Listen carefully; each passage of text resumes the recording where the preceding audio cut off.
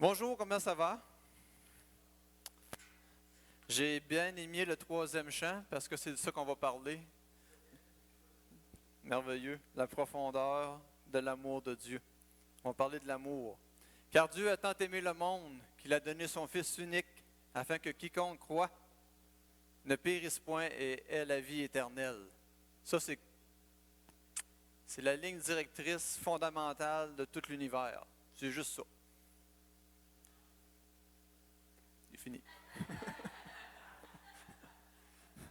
Non, mais vraiment, là, ça, c'est ce que les gens autour de l'Église doivent entendre. Puis c'est aussi ce que vous devez entendre. C'est vraiment l'amour. Tu sais, aujourd'hui, l'amour, on veut que tout le monde nous dise qu'il nous aime. Fait que, ensemble, Mais, des fois, les gens ont de la misère à dire je t'aime à quelqu'un. Tu sais, dire je t'aime à sa femme, c'est facile. Mais dire, en général, les gens ont de la misère à dire je t'aime. Puis je ne sais pas pourquoi. Mais les gens veulent qu'on leur dise qu'ils sont aimés. Fait que ça tourne en rond, puis ça fait des fois du monde frustré.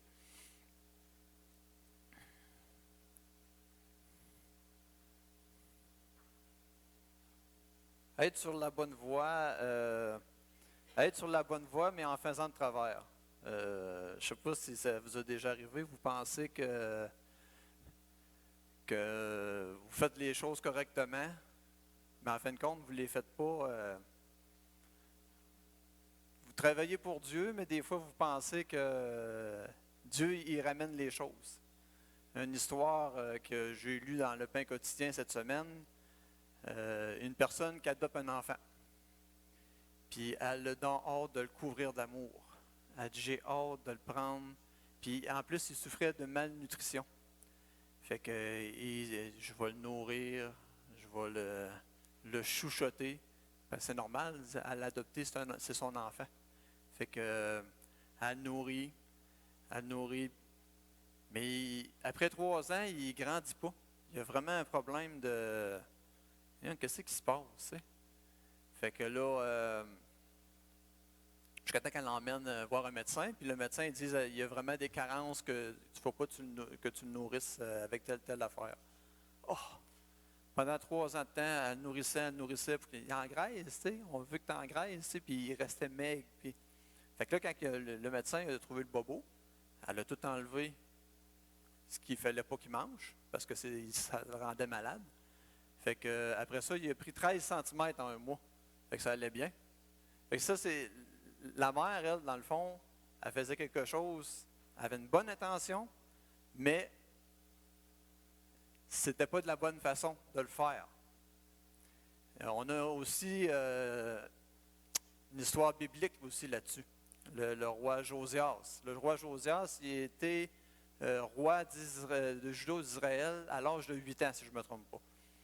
8 ans, c'est jeune. Fait que dans la Bible, ils disent que c'était le fils de tel roi, et ils disent souvent le nom de la mère. Vous remarquerez que dans les premiers rois, deuxième roi, ils parlent beaucoup de la maman. Parce que il y avait les rois, il y avait comme une cinquantaine de princesses ou de femmes. Mais ils disaient beaucoup, ils parlaient beaucoup de la maman. Fait que pour dire que toute dépendance, des fois, quand il se faisait élever l'enfant, c'était la maman surtout qui s'en occupait. Parce que le roi, il était occupé à d'autres tâches. Puis le roi Josias, il avait un cœur intègre à Dieu. Puis à l'âge de 16 ans, il a décidé, il dit, il faut orniper le temple. Il faut refaire le temple commence à être vieux, on va. Puis là, ça prenait du temps. Fait qu'au bout de 20 quand il a eu 20 ans, il dit là, c'est assez, on le fait. On ramasse l'argent, on a refait le temple. Puis, pardon.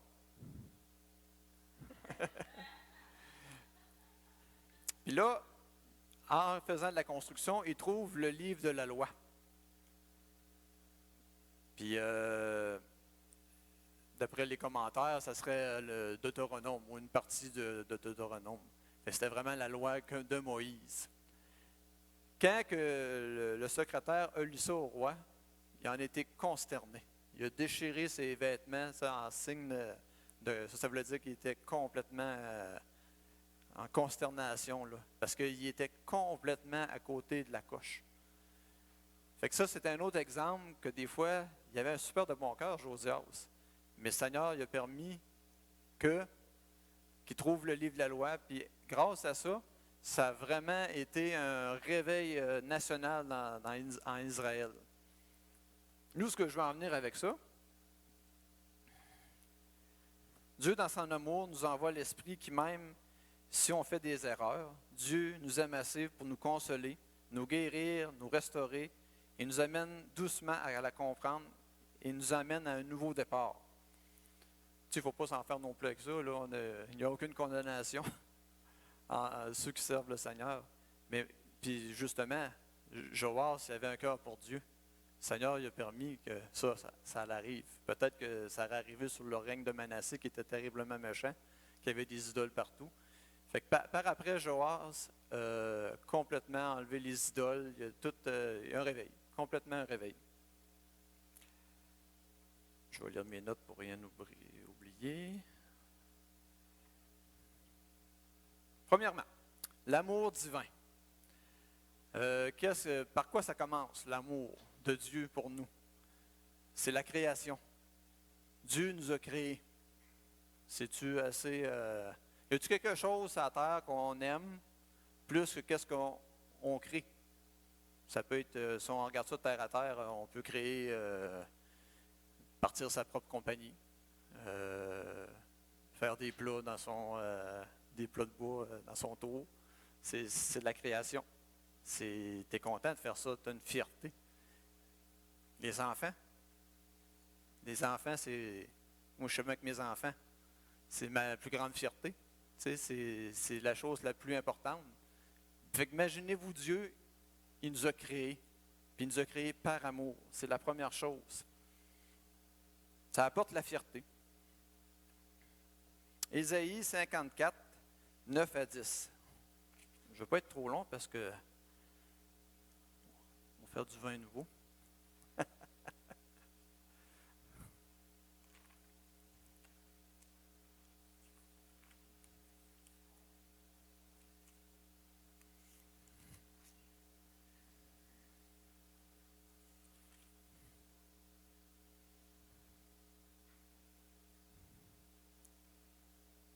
Il en sera pour moi comme des eaux de Noé. J'avais juré que les eaux de Noé ne se répandraient plus sur la terre. Je jure de même de ne plus m'irriter contre toi et de ne plus te menacer. Quand les montagnes s'éloigneraient, quand les collines chancelleraient, mon amour ne s'éloignera point de toi. Mon amour ne s'éloignera point de toi. Et mon alliance de paix ne chancellera point, dit l'Éternel, qui a compassion de toi. C'est-tu pas beau, ça? Merveilleux. J'appellerais ça l'amour, être des humains avec des humains, ou des humains remplis de l'esprit avec d'autres humains. Ça, c'est les gens d'en dehors. Dans le fond, c'est être gentil. Tout simplement être gentil. L'amour est aimable.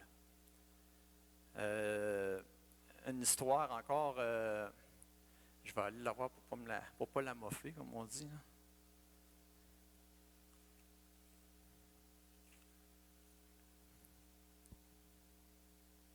Un shérif, ok, c'est ça. Il y a des médias qui demandent à un village aux États-Unis, hein, dans ce coin-là, ils appellent ça des shérifs ou un marshal, si vous aimez mieux. Il dit, comment vous faites pour mettre l'ordre dans votre ville, puis que ça aille bien, puis surtout avec des gens ils venaient d'arriver de quoi, là, puis c'était un peu difficile, tu sais. Le shérif a répondu, sans son écusson, ni son rang en évidence, il s'est tenté d'affirmer, nous sommes des êtres humains qui travaillent avec des êtres humains en crise. L'humilité. On ne peut pas être supérieur à personne. L'amour n'est pas orgueilleuse. Tu sais. C'est d'aider les gens. Dans 1 Pierre 3,8, il dit « Afin soyez tous animés des mêmes pensées et des mêmes sentiments, pleins d'amour fraternel, de compassion et d'humilité. » Très important, l'humilité.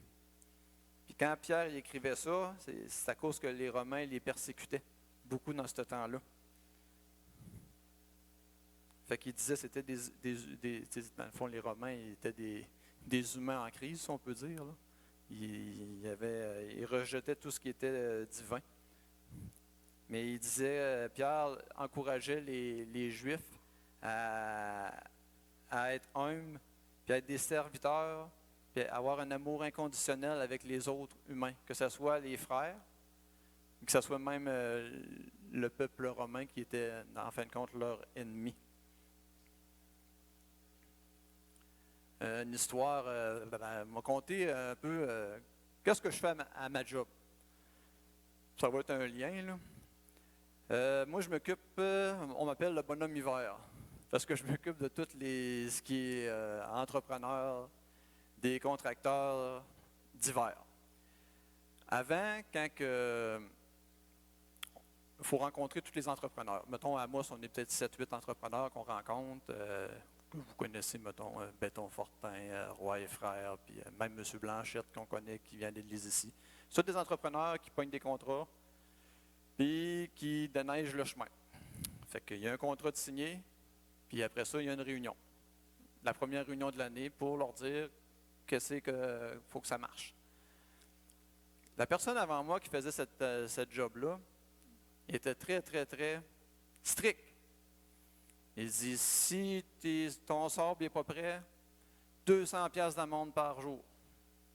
Si ta calibration des camions n'est pas prête, 200 piastres d'amende par jour. Puis tac, tac, tac. Puis tout ce qu'il disait était vrai, parce que c'est encore vrai aujourd'hui, le contrat, il est pareil. Mais c'était l'attitude de l'emmener. Là, moi, j'étais formé par lui, fait que j'ai dit, il faut que ça change. Parce qu'il avait une ambiance là, pesante là, dans ces réunions-là. Là. Il nous haïssait. C'est aussi simple que ça, il nous haïssait. Puis j'aurais été un entrepreneur, j'aurais haï le ministère aussi. Là, fait que là, j'ai dit, il faut emmener ça autrement. Fait que là, en commençant, moi, j'ai dit, je trouve que vous faites une bonne job, lâchez pas. Puis toutes les affaires que, 200 piastres par jour, puis toutes les affaires, c'est tout vrai encore. C'est écrit dans le contrat. Mais en leur disant, en les aidant, on n'est pas là pour vous taper sur la tête. C'est pas.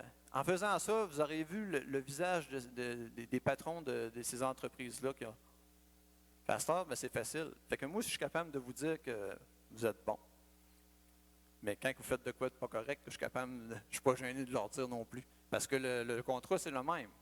C'est juste pour vous dire comment être aimable avec les gens qui nous entourent. Là, c'est un exemple que je donne, puis je ne veux aucune gloire de ça, parce que là, j'ai d'autres histoires que j'ai moins de gloire de toute façon. Fait que ça, c'est comment être aimable avec tous les gens qui nous entourent. Ton voisin, puis des fois, c'est pas simple. Il y a des gens qui sont vraiment haïssables, comme on dit. Là. Fait que c'est d'être gentil.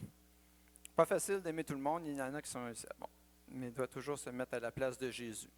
Parce que Jésus est mort pour cette personne-là, ou ce groupe-là, ou qu'importe. Moi, maintenant, c'est épouvantable, là, ce que je vais vous conter, je vais avouer un grand péché. Tu vois des gens, des fois, dans la rue, tu ne les connais pas, puis des fois, tu fais faire des jokes pour faire rire le monde. Tu vas rire de telle personne, comment il s'habille, comment il est. Mais ce fois-là, j'avais dit, puis j'étais dans le char, je me rappelle, puis il y avait d'autres mondes dans le char, puis j'ai dit quelque chose d'épouvantable. Puis il avait l'air, tu sais, un gars qui avait l'air de rien. J'ai dit, t'as-tu vu le gros Mongol? Là, ça a comme ri un peu dans le char, mais je le pensais. Puis ça, c'était pas correct. Il y a une petite sonnette qui est venue sonner. Il dit, Jésus me dit, il dit, regarde-les avec mes yeux ouverts.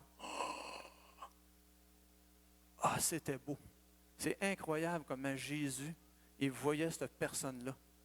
Moi, j'avais dit ça vite fait de même, j'étais en char, puis je le vois sur le bord du trottoir, mais tu sais, la compassion que Jésus avait pour cette personne-là, elle était dans la misère, la personne, tu sais. Fait que faut faire attention à nos pensées, puis voir comment que Jésus voit les gens. Sortez de chez vous, puis pensez qu'à ça. Des fois, vous allez voir la vie bien différemment.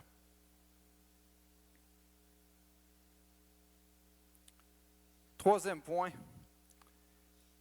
l'amour pardonne. Wow!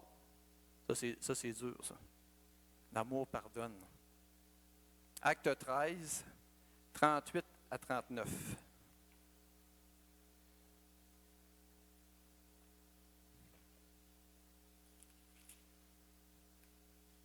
Je peux-tu prendre de l'eau?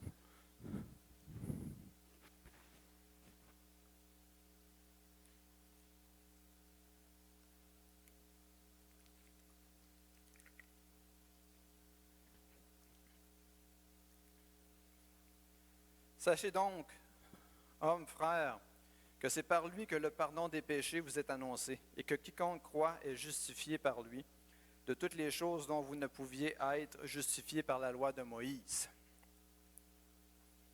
Le pardon. On peut parler de la fameuse parabole que Jésus a emmenée, qu'on parle souvent, c'est celui qui devait beaucoup d'argent, puis il était gracié. Puis après ça, lui, il sort dans la rue, puis il y en a un qui doit une petite somme, puis il tient à gorge. Dieu nous a tellement pardonné. J'ai checké des chiffres, c'est 10 millions qu'il devait à peu près. 9 millions,9, puis l'autre, quand il tombe dans la rue, il doit 16 piastres. C'est quand même... c'est proche, c'est ça. Ben, c'est à peu près ça. Dieu nous a tout pardonné. Puis nous autres, des fois, des petites offenses, des fois, c'est épouvantable. Une phrase qu'on peut dire, puis c'est bien terre à terre, mais pardonne-nous comme nous pardonnons à ceux qui nous ont offensés. Essayez de dire ça tous les jours. Je vais pardonner à tout le monde qui vont me faire des coups, ou qui m'en ont fait, ou qui vont m'en faire, comme moi, que je veux que Dieu me pardonne. C'est difficile, mais c'est les paroles, c'est la prière. Pardonnez à mon oncle Jacques. Il m'a tellement fait de choses quand j'étais petit, là. Il m'a tellement fait de mal, tu sais. Il m'a... il me tirait des rondelles au hockey, il me poussait dans la neige, il riait de moi. Il ne voulait même pas que je joue avec Stéphane. Ça, c'est épouvantable. Tu sais, c'était... Mais j'y pardonne. J'y pardonne. Facile de pardonner.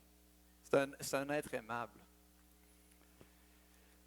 Mais si on continue là-dedans, là j'en mets ça un peu humoristique, mais se faire quelque chose, quand même assez facile. OK, je te pardonne. Quelqu'un fait quelque chose à ma femme. Là, ça passe un petit peu plus serré. Mes enfants. On continue? Un voleur. Un batteur de femmes. Ou une femme qui bat son homme.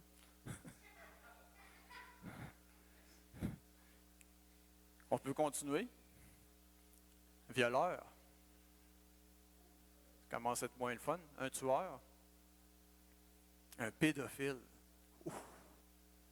Ça, c'est d'un pire, ça. Justement, le film La Cabane, pour ceux qui ne l'ont pas vu, c'est quelque chose comme ça, il arrive de quoi d'épouvantable à sa petite fille, elle se fait enlever, puis elle se fait... ils finissent par la retrouver, puis elle s'est faite faire les pires sévices, puis elle est morte, puis elle a perdu sa petite fille. Sa petite fille a 3-4 ans, me semble. Puis il se ramasse au ciel. C'est sûr, c'est un film, là. Puis il y a beaucoup d'étapes dans ce film-là. Se pardonner lui-même. Après ça, avec sa femme, parce que le couple a été vraiment brisé. Puis il s'en va, jusqu'à temps qu'il arrive là. Dieu lui parle, il dit, il en reste un à te pardonner. Puis il le voit venir tout de suite, Dieu, tu sais. Il dit jamais. Il dit jamais, moi, le pardonner. Jamais, jamais. Puis Dieu, il répond une chose incroyable. Il dit ça, là, la personne que tu as eu le plus à la terre, là, il dit, c'est mon fils. Il dit, je l'ai créé. Puis j'ai envoyé mon fils Jésus pour mourir sur la croix pour lui. Ah, mon gars! Incroyable. C'est incroyable. Vous l'aurez, le film, là? Mais c'est vraiment l'amour du Père. Même Dieu, il est mort pour les pires rapaces qu'il y a sur la terre. Il y a aussi une madame qui a été emprisonnée, je pense, c'est 27 ans. Je ne me rappelle pas de l'histoire, c'est en Afrique. Puis elle aussi, le pire sévice toute sa vie. Elle avait 27 ans, là, enfermée, puis mal nourrie, puis les ravisseurs. C'était en temps de guerre civile, là. Ils ont tué son mari, ses enfants, puis là, maintenant, elle sort, finit par la guerre. Il y a une libération dans le pays, le gouvernement, tout est beau, elle est libérée. Puis elle revient dans son pays, qui est l'Afrique pareil, mais un autre. C'est dans le continent de l'Afrique, je veux dire. Fait que les journalistes vont la voir et disent tu dois en vouloir à mort à ce monde-là. Elle dit un moment donné, j'ai décidé de tout pardonner. Les journalistes ne comprennent pas. Ils ne comprennent pas. Pourquoi que tu veux pardonner à des atrocités comme ça? Mais elle dit imaginez si je ne pardonnerais pas. Comment que ma vie serait un calvaire. Elle dit là, j'ai le pardon, puis la paix est venue. Fait que la madame avait la paix. Fait que c'est une bonne leçon. Je ne veux pas dire qu'on ferait tout ça, mais c'est un bon exemple que je trouvais.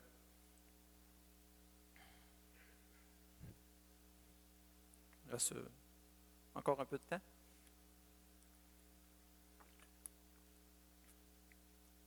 Je voyais Georges qui regardait aller voir marquer, on se prépare pour des Jeux olympiques. Il y a les anneaux, les barres parallèles, Je trouvais ça drôle. Quatrièmement, l'amour du Père. 1 Jean 4, 16 à 19.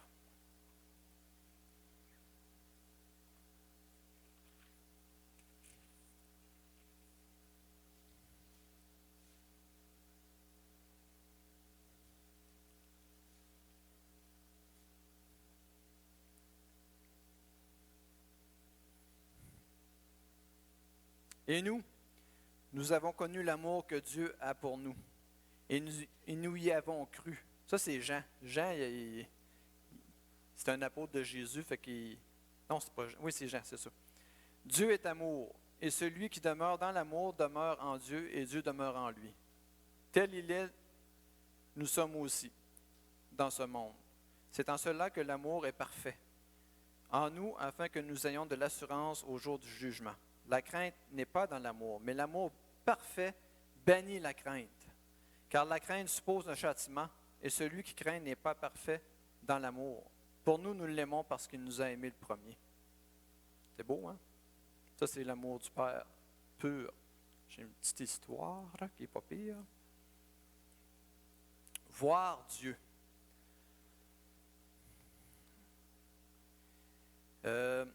L'auteur et pasteur Erwin Lutzer raconte l'histoire d'un animateur de télévision et d'un petit garçon qui dessinait Dieu.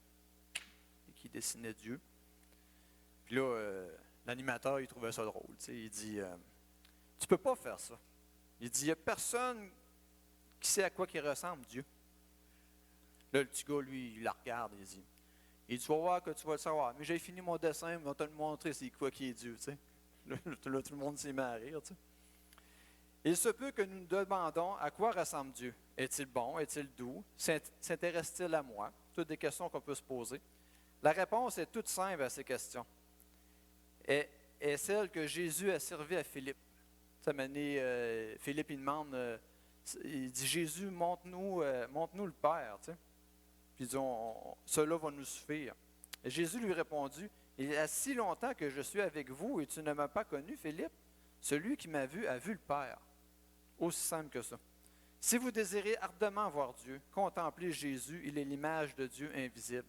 Fait que même si on ne sait pas à quoi ressemble Dieu, pensez à Jésus. Ben là, comment on fait? Jésus est mort depuis 2000 ans. Lisez les 4 évangiles, puis dessinez-vous, Matthieu, Marc, Luc, Jean, réfléchissez bien à ce que Jésus a dit et fait, et vous aurez une bonne idée à quoi qu'il ressemble. C'est bon, hein? Un de mes amis m'a toujours dit un jour que le seul Dieu en qui il pouvait croire est celui qu'il a vu en Jésus. C'est normal, Jésus, c'est la Trinité. Pas pire, hein? L'amour du Père, si je reprends un peu mes points, c'est la création. C'est quand Dieu nous a créés, il l'a fait par amour. C'est le divin dans l'humain, l'esprit, la douceur, le pardon, et avoir donné son Fils pour que création lui revienne. Qu'est-ce que vous serez prêt à faire pour un enfant qui est parti, tu sais? Dieu, il disait pas vrai que je vais perdre ma création, c'est moi qui ai créé la terre, c'est moi qui ai créé les humains. Et je vais envoyer mon fils pour avoir mon dû dans le fond, parce qu'on appartient à Dieu. C'est bon, hein? Puis j'ai aimé ce que Daniel te dit. Ça fait un petit bout de temps, mais ça m'avait touché, ça. L'amour du Père bannit la crainte, comme l'explique dans 1er Jean. Tu doutes, je ne sais pas s'il y en a ici qui doutent de leur salut ou quoi que ce soit. Je fais-tu les affaires correctes? Je fais-tu... ouais, j'ai fait ça. Je me semble que je ne suis pas ardent, je ne suis pas comme les autres. La fameuse comparaison, essayer de se comparer. Là. Mais dites-vous une affaire, c'est que Dieu, là, il ne veut pas que vous y allez en enfer. Il ne veut pas en tout. Fait que posez-vous pas la question, là. Restez juste dans sa main. Puis le reste va se faire tout seul. Puis de toute façon, quand tu restes dans la main de Dieu, là, ça te donne le goût de... La joie vient, puis la paix vient. Fait que ça bannit la crainte. C'est des idées que les gens peuvent avoir de ça. Il n'y a personne de parfait ici. Là. On en fait des coches mal taillées. Mais Dieu, là, il a envoyé son Fils. Fait que... Alors, car Dieu a tant aimé le monde qu'il a donné son Fils unique, afin que... Alors aimez-vous. Je vous aime.